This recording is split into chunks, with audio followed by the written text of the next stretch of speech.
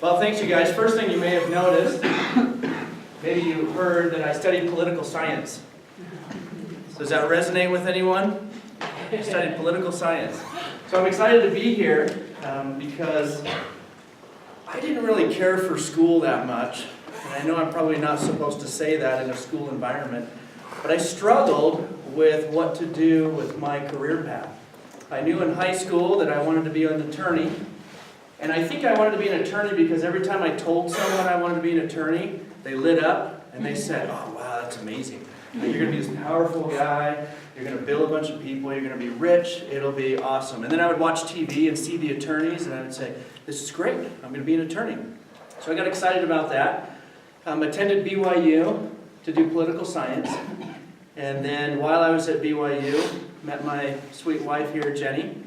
And about, I don't know, my junior year, end of my junior year, I realized I had a year left of school. The summer before my senior year, we were sitting there just kind of chatting and came up with a kind of a crazy business idea. And at the time, it was just to get care packages to campus.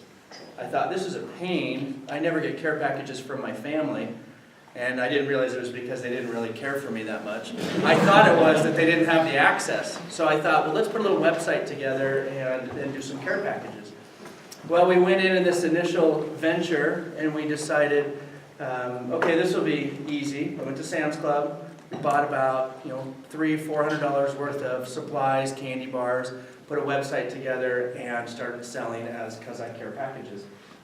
And we had some decent success. I had some fun with search engine optimization, and once I built a little website, a couple orders started coming in.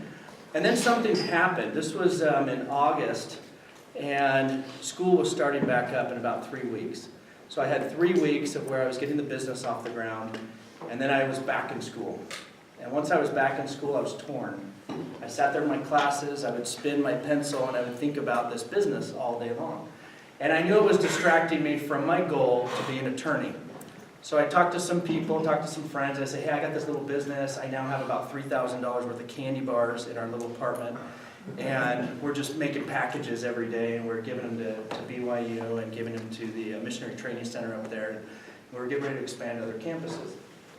And so my wife and I talked about it. We talked to some people that we knew, ended up selling the business. So we sold the business. After I sold the business, I felt a little sense of relief. I sold it for a couple $1,000, but I got to keep the inventory, so I considered that a win. So we ended up I think we ended up eating living off of that for the next 2 or 3 years, and then paying for that for about a decade. Candy bars every day. So I remember sitting there, sort of my senior year, and my brain was just functioning differently. I was always thinking of, different ideas, but they weren't the best ideas. They were actually kind of strange, kind of off topic.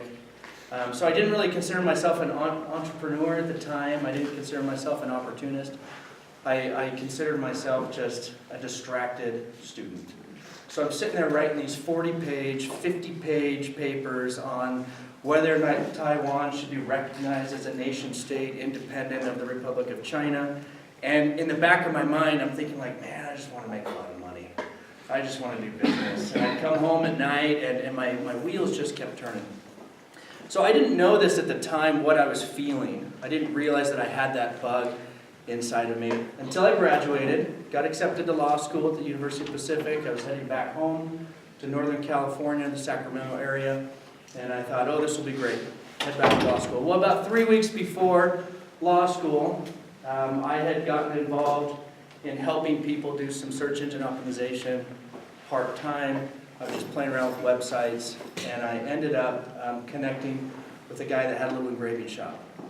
And I said, well, hey, listen, I can put a little website together for you, and because I have nothing else to do at 2 o'clock in the morning when I can't sleep, I'll just add images and pictures and shopping carts and everything else, and then I'll just get it out there on all the search engines. Now, some of you are probably too young to remember some of the early search engines like Excite or Lycos or Alta Vista, but that was before Google kind of emerged and Yahoo emerged as the search engine giants that were out there. But I found that I could put a website out there, and magically the whole world would start searching for terms. right? Seems really simple. But at the time, it was sort of revolutionary. So I talked to this guy that had this little engraving shop. He was doing about $20,000 a month in his engraving shop, so he was doing about $250,000 a year. It's a small little engraving shop. It was probably like 10 feet by 15 feet. And he had a couple machines. And so I set up the website, and in our first month, we did $19,000 through the website. So in essence, sort of doubled his business. Now the deal that I had with him at the time was that I would send all the business his way. He would just give me a commission. So essentially I was a marketing company. And so this lasted for about 3 months before he came back and he said, you know, in essence, I can't do this. I can't handle doubling the business. And me and my flippant behavior, I just said, well, how hard can this be? I mean, you're engraving stuff, like, it can't be that hard. I'll tell you what, I've got some nights free. Let me come in at night and I'll actually help engrave some stuff. So thus was born my desire to actually touch the product and realize that I could actually move some product around. And so I came in and started working at night.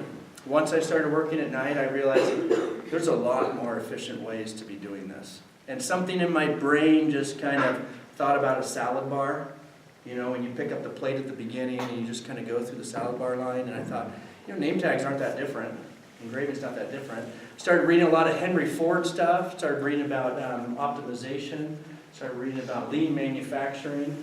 And granted, at the same time, my parents are doing interventions with me almost weekly because I had deferred law school at this time. And so I said, well, I'm just going to defer for a year. I promise. I'm young enough. It's okay. I'll defer for a year. I'll go to law school next year. I just want to play around. My father was quite disappointed. I remember he said, okay, go do this crazy harebrained idea. I know you well enough. You'll give up after 6 months. Like, it won't be fun for you. It won't be interesting for you. So just get it out of your system. Whatever that takes, just figure out how to get it out of your system. So fast forward about a year and a half later, we ended up buying the engraving company. We ended up buying a bunch of manufacturing equipment. We expanded beyond name tags and engraving to digital printing, which then expanded into digital printing on other items, which then got us into screen printing, which then got us into large format printing, billboards, et cetera, et cetera. So you fast forward about 4 years, and everybody says, well, what happened in that 4 years? Well, I don't know. I didn't sleep. The clients just kept coming in. We kept marketing, and you know, pretty soon we were doing $10 million a year as a company, and we had amassed 50,000 clients. And so Nameify today stands as I think we've got about 175 or 180,000 clients worldwide, and we have different divisions. That name tag division still does 5 to 10 million a year, and we are the largest name tag manufacturer. One of the domains we have is nametags.com. In our early SEO years, we picked up about 50 to 100 different domains and just funneled them into that one single domain. So if you check out nametags.com, it's just a division of Nameify. You go to Nameify, and it's just really kind of a simple design, a simple concept. But here's what's interesting about it, because people always say, like, well, so what's the secret to success? And there are a lot of easy ways to answer that, and then there are a lot of hard ways to answer it. And so I want to talk about, in the process, I want to have a little bit of interaction. I talked to Professor Stillman about it, and he said this is the most amazing group of kids on campus. Like these guys are absolutely amazing, because how many people attend here? How many people attend here? No, but how many students total? How many students? How many? How many? Over 9,000, so 10,000, 9,000. So this group in here, this is the elite group, right? Because when you take the statistics, when you take a look at it, I mean, think about it. Only 1 in 100 people are really going to be successful as an entrepreneur. Let me ask you a couple other questions. How many businesses started in the United States last month? Any guesses? 1,000. How many? 1,000. Keep going. 3,000. 60,000. Keep going. Keep going. Businesses in the United States, entrepreneurs, keep going. 100,000. 500,000. You're getting close. 575,000 businesses. You only started last year, 7 million businesses. 7 million businesses that started. Now, most people will look at that number and they say, well, some of these are just LLCs that are flow through for tax shelters, some of these, but these are individuals that went and registered a business. All right, now here's what's interesting about it. Of the 7 million businesses, only 45,000 of them were actually started with funding, with some sort of funding. And this is angel funding. This is $25,000, $50,000, $75,000. How many of those do you think succeeded of the 45,000? 3. Actually, half did. Half did. And it's interesting because half succeeded because there were people that had skin in the game. Meaning, one of the secrets to success is there has to be some skin in the game. So, of the 7 million businesses that were started, 95% of them aren't going anywhere. So that means only 5%, a small fraction, are going somewhere. So if you start your business sort of on your own, you have a very small chance of actually succeeding. So 45,000 businesses were half funded, or were funded and half succeeded. And then there were about 4,000 or to 5,000 businesses which were institutionally funded, which is a company like Nike or Intel or Coca-Cola that says, we actually want to spend $20 million and start this spin-off innovative lab over here, and we're going to call this business division X. And of those, about half succeeded as well, which means half failed. And these were institutionally funded. So those are the odds. So what we know is that of the 10,000 students here, this is the 100 cream of the crop that says, well, we're going to blast through all those barriers and we're going to make a difference. Like, we want to do something different. I was talking to the dean here just briefly, and I said, this class, this entrepreneurship lecture series that I've taught at University of Utah or at BYU, it's a very dangerous but life-changing course. Meaning, because you're sitting here, a guy like me that's in political science, that thinks like, hey, you know what? Maybe I could make name tags for a living.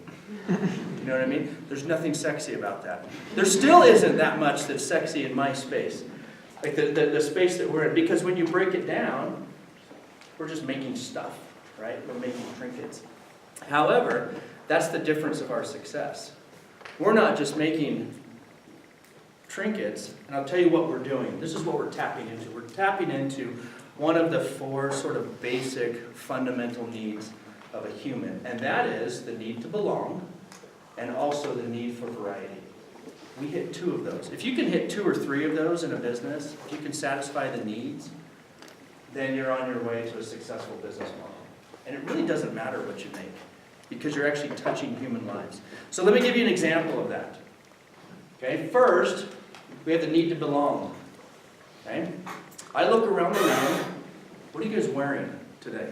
Why did you choose it? Why did you buy it? Why did you buy that shirt? What does it mean to you? How come you're wearing that hat? Because I don't want to do my hair this morning. Okay, great option. Where'd you get the hat? Lids. Okay, but why'd you pick that one? I was a Yankees fan when I was younger. Okay, Yankees fan when you're younger. So this taps into your childhood, right? There's something inside of you that says, like, I kind of belong. That resonates with me. What else are you wearing? What else does it mean? Batman. You're wearing Batman, right? Perfect. So how does that resonate with you? Just like the shows. You like the shows? Yeah, so you kind of belong, like you're a fan, right? So we all have something that we're picking up that resonates with us. There's something that we connect to here. And so in the branding business, that's what we help people understand, is that we're connecting people to a brand. Now, normally, as I teach different courses and we go through brands, I could throw brands up on the wall, and I could throw some pretty divisive brands on the wall. I could put a brand up there, and some of you will wince and say, oh, are you kidding me? Gross, and you'll boo. It taps into your emotions. You start feeling like, ugh. And then you see other brands that just make you feel soft and happy and part of something. So that's what we tap into at Nameify. We help connect people to their brand. Like that's what we do. So most of the clients that come to us, they say, hey, our brand is known as a transactional plumbing company. And we say, like, is that what you want to be known as? And they say, no, we want to help people, to have smoother toilets. And I'm like, okay, let's figure out a way that you can take a plumbing concept, because people do use the restroom every day, don't they? So somehow we kind of tap into that to say, how do we make that experience a little bit smoother? How do we make it a little bit better? And all of a sudden you change the plumbing company from just being a transactional plumbing company to just a feel-good, part of the intimate part of your day where you're checking email. All of a sudden you're thinking of this plumbing company. And you can change behavior, and you can change the way people think, you can change the way people feel. You can touch their lives. So the second aspect is this need for variety. Why are we all not wearing the same thing today? I want to be different. We want to be different. We want to express ourselves in some way, right? And what you'll notice is that people will give up, with these basic needs and fundamentals, people will give up one or two of them. You see that your dad or your grandpa may go to work every day and may actually wear the same uniform day in and day out. And that's okay, because they belong to something. And their need for variety is actually gone. But their need for belonging is actually a lot stronger than their need for variety. So they say, I don't mind putting on a uniform. You think about police officers, you think about firemen, you think about healthcare, nurses, and they don't mind. But still deep inside there, this generation still wants to be able to have choice. They still want to make a choice and make a difference. So Nameify continues to succeed based on that concept of choice. One of the coolest projects that we're working on right now is we decided about 4 years ago, and this is what I'll get into with the two things that Professor Stillman said, like, you want the cream to rise to the top? I'm just going to talk to you about two things today that hopefully will stick with you and that will help you to understand how entrepreneurs think, that we think a little bit differently as we go through these. So one of the things relates to validation. And this is product validation, business model validation, marketing validation. It's this concept of validating your business model or validating your business plan. So I'm going to talk about that. The second thing I want to talk about is time, how you view time. And thinking of time like bank accounts, or thinking of time like numbers. And understand entrepreneurs view time differently. I'll give you a couple of experiences with that. But let me finish this with Nameify, and then I'll open it up for any questions that you may have, and then we'll jump into validation and time. So we decided about 4 years ago to start asking a lot of questions from our clients. So I set out on this journey to ask every client, if I could, like, what's your branding experience like? And I found that for most people it was transactional. It was, well, we have a purchasing department, and then we have a marketing team, and the marketing team gets really creative, comes up with all these things, and they tell the purchasing team what to do, and the purchasing team goes out and bids it, and then we figure out how to get those marketing materials, and then you stand at a table, and then you pass out all those marketing materials. And we realized, okay, that's pretty much everybody. Law school, recruiting, this is giving out swag at a trade show or a convention. We felt like everybody was doing that. But then we started tracking it, and we started noticing something, is that people didn't know where 45 to 50% of their promotional or their marketing items ended up. So we started theorizing, what if they're ending up in the trash? What if you go to a golf tournament, and JP Morgan Chase gives you a hat, and you're driving home and you're looking at the hat, and you're sort of debating, if it's a $3 hat, I could throw it away. If it feels like a $25 hat, I want to do something with it. So then you either give it to your neighbor, or you give it to a friend, or you give it to a thrift shop, or if you're not, nobody's looking at you, you just kind of throw it in the trash as you leave. So we hypothesized that maybe this was happening. Then we started digging in a little deeper and realized it actually was. It was happening, because the old model of branding was that you buy in bulk, you give it away, but you can't track it. So we narrowed all the problems down in the traditional branding model to about 2,500 pain points that people were experiencing in different industries. And then we categorized them in maybe 30 or 40 different categories. And then we actually built a software solution around it that is called Axomo, A-X-O-M-O. And Axomo is our software solution that actually tracks the brand around the world. You can see how people use it, see how people buy, you can see how people, what they're interested in. And I'll tell you, the simplicity of it is this. Like, if I'm an executive at a small company, I'm the president of the company, and so I feel like this Carhartt jacket just looks amazing. And so I like it because it's black, and I put my orange logo on it, and I'm so happy about it. I'm so emotionally attracted to it that I decide I want to give these out at the company party. So I give you this black and orange jacket that's 2 sizes too big for you. And then as a boss, I say, don't you think I'm an amazing boss? I just gave you this $150 jacket. And then you go home and you say, thanks boss, I appreciate it. And then you go home to your roommate, and you're like holding this jacket and it's sitting on the couch, and then your roommate says, what's with the black jacket? I don't know, my boss gave these out, and it's so awkward because it's the ugliest jacket I've ever seen. Plus it's orange, it's 2 sizes too big, I'm not gonna wear it. So it creates this strain on the relationship, because Monday morning after the party, I'm like, hey, I noticed you're not wearing your jacket. I mean, this is an amazing jacket, right? I'm wearing my jacket. Don't you want to be part of the brand? Well, we started realizing with Axomo, as we started tracking companies, we realized that only 15% of the company was actually getting the things that they wanted. The employees, the students, only 15% was actually actively wearing the brand. We stuck people on this Axomo platform that basically I said like, hey, you know what? Merry Christmas, here's $150 to our swag store. Get whatever you want. And you go in there at 11 o'clock at night, you're just kind of checking out and saying like, wow, there's actually some cool stuff on here. Like here's this really nice purple. Ooh, actually this red's kind of nice. Actually, I could use some yoga pants. And oh, look at this. And it's all slightly branded with our company. And then all of a sudden you show up to work on Monday and you're wearing branded gear. And you start feeling a connection to the brand. But then there isn't this awkward employee-boss relationship that I'm forcing this brand on you. It's all based on choice.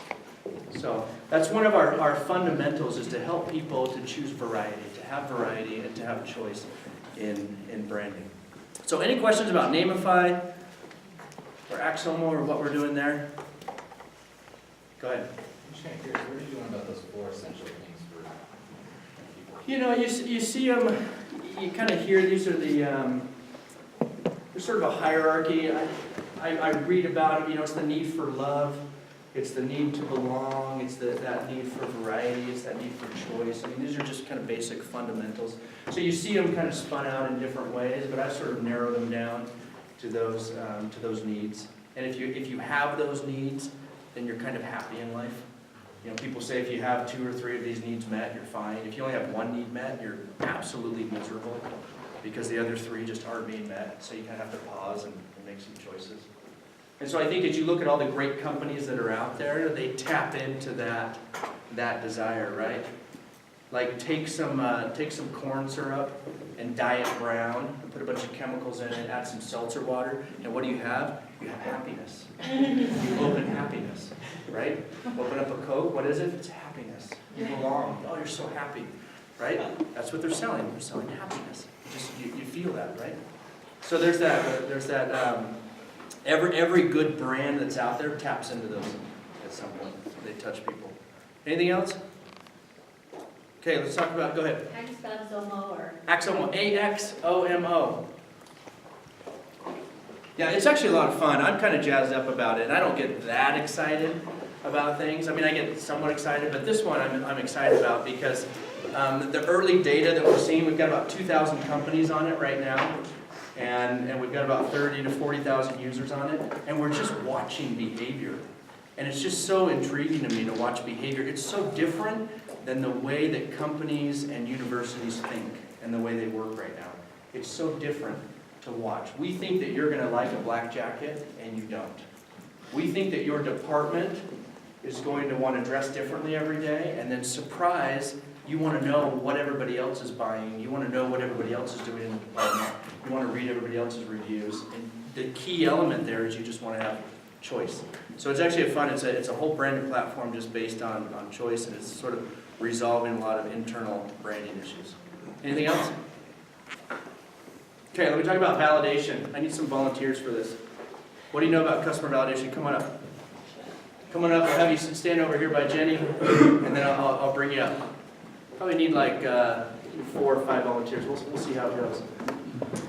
Yeah, just coming up. So, what do you know about business model validation? Why is it important? What do you know about it? gotta have like, if people will buy what they like. And Right. So you're getting validated when you are getting your stuff sold. Okay, so let's go back to the 95% of businesses that failed. And let me tell you, they did something like this. This is what I see. This is kind of this behavior. Okay? You're going to be my best friend. We have been best friends forever. Right? We have just been amazing friends. I come to you and I say, hey, best friend, I'm putting together this new water bottle. Cool. What do you think about it?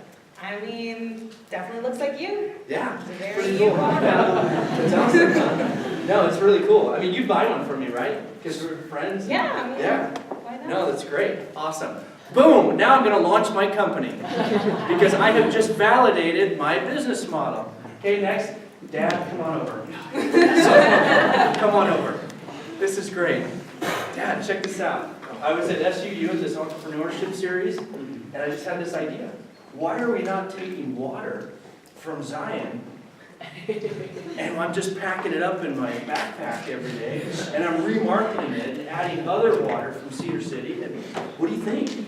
God, I think it could be huge. Huge, right? Huge. Awesome. This is awesome. Okay, now I've launched again. I've launched again. Come on, here's my cousin over here. My cousin over here. Now, this cousin and I, we don't know each other that well. We're just Instagram buddies, right? So I send over a DM and I say, hey, check out this picture of this water bottle. And you say, I mean, I've seen something like it before. whoa, whoa. Not a very nice cousin. Not a very nice cousin. But probably an appropriate cousin. Why? Because that's an appropriate response. You know what I mean? Good. All right, thanks. Come on over. You're going to be me in this example. Or do you want to trade roles here? Do you want to pitch it to me? Pitch me that water bottle. Come on. Good. All right. Here's the water bottle for you. All right. That's what it looks like. Yes. Yeah, so what are you thinking with it? It's purified. It's good water. Right? Good source. So Yeah, it comes from, I don't know where it comes from, corporate.walmart.com /water report. So I guess we could figure out, so are you thinking you're going to compete with Walmart? yeah. I mean, Okay, I know. okay. So can you show me your plan, like how you plan on doing this? Like where are you getting the water from? Where are you bottling it? What kind of plastics are you using? What kind of cap are you using? Are these child-proof caps? Are you shipping the water? Water's expensive to ship, right? Yeah, distribution. See what I mean? And I would probably pepper off about another 500 questions. So by the time he's done, he's crying. But I would rather have him cry and think about the hard questions than be one of those 95% that comes back after 4 years and says, yes, so it didn't work. And I'm like, you think? You think? There's a reason why. Thanks for doing that. You really wanted the water, didn't you? Sure. No. It's good water. That's what I told you. It's a simple thing, but most of the mistakes that people make in business is their sphere of validation is way too narrow. Right? You put it on Facebook because you've got 414 people, or you give it to your friend to put it on Facebook that says, hey, my friend is doing this really cool business model. And then you get 4 likes and 1 share. That's exactly what your business is going to do. It's going to have 4 likes and 1 share. But from a marketing standpoint, Professor Stillman can understand this. Some people don't get that the product, the model, something has to work in it. Otherwise, marketing is tasked with selling ice to Eskimos, or selling ketchup to tomatoes, or selling steak to cows. And that's a really tough sell. That's hard to do with marketing. Because if you're looking at it and saying, like, I don't see the need for that. How is marketing going to create the need? How are we going to do a needs audit of this general population and market the product? So when we do the customer validation, I tell you one of the biggest mistakes that I think you make in the beginning is you validate to the wrong crowd. You've got to go out there, and then you've got to ask some hard questions. And so when people came to me in the beginning, they said, like, wait a minute, no, you're not going to be able to sell name tags on the internet, because let me tell you about engraving, son. And I had a lot of people that kind of pulled me aside and said, let me tell you about engraving.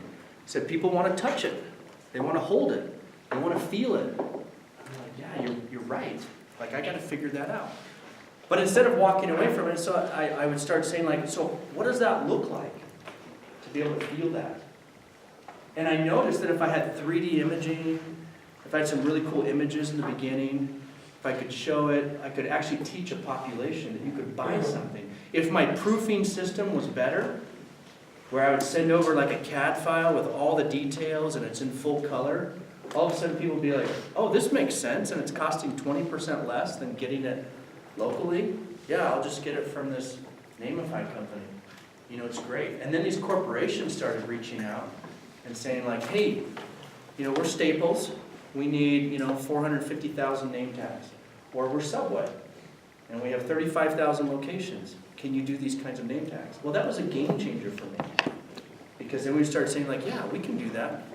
You know, and I knew that the model was out there, and I knew that something would actually work. And I knew that it would make a difference. So when people test your model a little bit, you want the naysayers. You want people to say like, no, there's no way I'm going to buy this water. And then I'm going to ask you, what does it take to buy this water? I just don't like water. Well, what do you like?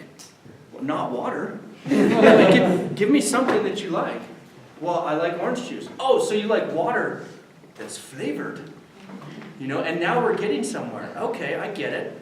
So I'm sort of a happiness company. All right. So you don't like water, but you do like the syrup that I put in it, or you do like the sugar that I put in it, and you do like the bottle. Oh yeah, this bottle's really pretty. It's really cute. Okay. Okay, now I'm getting somewhere. So now I can actually sell the experience. Now I can make a change and do something. So you want to validate your model. If 99% of your people say, hey, this is a really cool model, like you should totally go for it, right? You got to get them to understand not many people are going to be your friend enough to say, yeah, I don't know, man. That's a little risky. I'm grateful for my grandfather, who was my biggest critic in the beginning. And it was good, because he was just very old-fashioned. Well, how are you going to ship it? I'm like, that's a great question. Well, how are you going to do this? Well, what happens when you do this? What happens when somebody cuts their finger off in your manufacturing facility, or loses an arm, or dies? And I'm like, oh my gosh, like, what do I do with that? And I started asking all these questions. He's like, are you sure you want to get into manufacturing? This is a tough space. Like, this is really hard. Anyway, when you do the validation, make sure you're validating with the right crew. SUU students may love something because they feel that sense of pride. Hey, check out this business model that's starting here at SUU. And then all of a sudden you take it down to Dixie, and it just gets wiped out for whatever reason. Because Dixie has their own version of that same business model. Or it goes up to BYU and it gets wiped out. There's something. So you have to look at your crowd. You have to look at who you're actually marketing to, who you're building the business for. Okay? So that's the concept of validation. Double check. Your family will always validate you. My mother always said, oh, that's really cool, Brian. And she still says that today. Oh, what's it called? Axolo? And it's okay, you do the stuff on the internet thing? And I'm like, that's exactly what it is. Oh, that's cool. And people, yeah, okay, Mom. So she's always been very kind, and she's been very nice. The people closest to you will validate you. You want guys like Professor Stillman, but if he's got you in the class, you got to be careful with that relationship. You want to talk to him after you're done with the semester, so you go back to him and say, I need your real feedback here, and have this real conversation. Say, all right, you want a real conversation? Let me tell you my experience with marketing, and let's talk about it. So you want to get the right crew to validate your model, and don't be afraid. Don't be afraid to be critiqued a little bit. It's actually good, and I actually enjoy it. So one of the biggest successes that Nameify had is we decided to go with live reviews about 8 years ago when nobody else was doing live reviews. And we did live reviews, and we were like a 7.8 out of 10 at the time, and that hurt. And it hurt the employees because employees were being called out for stuff. You know, like, yeah, I talked to Dave on the phone, and he was kind of a jerk. And it was there, it was live. And it was affecting business, because all of a sudden we saw a little dip in the business. People were reading these live reviews, and so people were saying, like, maybe we ought to take these live reviews off. I'm like, or maybe we ought to start listening to them and responding back and having Dave reach out to the customer and figure it out.